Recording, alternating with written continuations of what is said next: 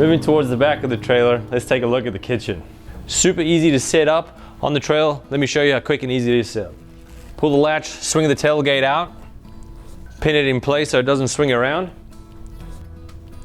Stainless steel table, perfect for prepping your goods on it.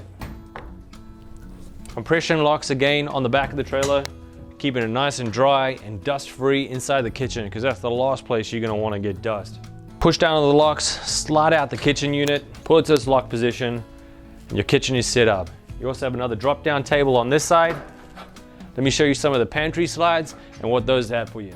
On the top, all the drawers have locks on them so they don't bang around when you're out on the trail. These do have interchangeable dividers, so you can set that slide up as you want it.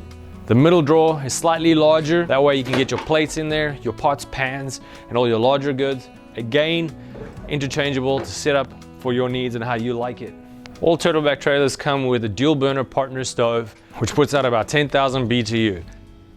But as you pull out the slide, simply hit the relay switch on the side, which will activate the propane, allowing it to flow freely. So with that propane safety circuit in place too, when you do close up kitchen and slide it in, it'll automatically cut the propane.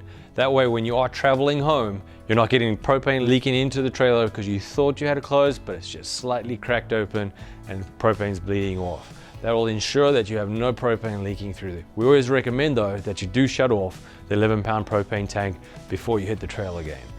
Closing up the kitchen, you feel those compression locks really sucking up against those automotive seals, keeping everything nice and dry. Before I close the tailgate though, I want to just briefly go through what we've got going on this side of the trailer. Water fill comes in over here. Your 42-gallon water tank is filled from this point. We also have a bypass pressurized water hookup. And what that allows you to do is to travel without the 42 gallons of water in the tank, taking out that 380 to 400 pounds of weight out of the trailer.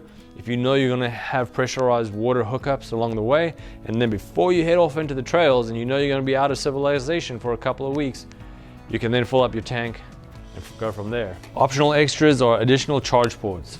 Yeah, at the back of the kitchen, it's a nice add-on to all of our trailers to put a dual USB charger and a 12-volt cigarette style hookup on the back of the trailer. That way when you're on your kitchen area and you want to charge up some USB devices or something like that, you have an easy place to plug those in.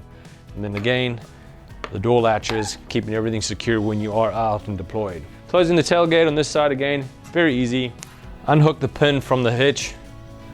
Extremely easy to close. Let's head on over now to the driver's side of the trailer and take a look at what we got in the side box of the trailer.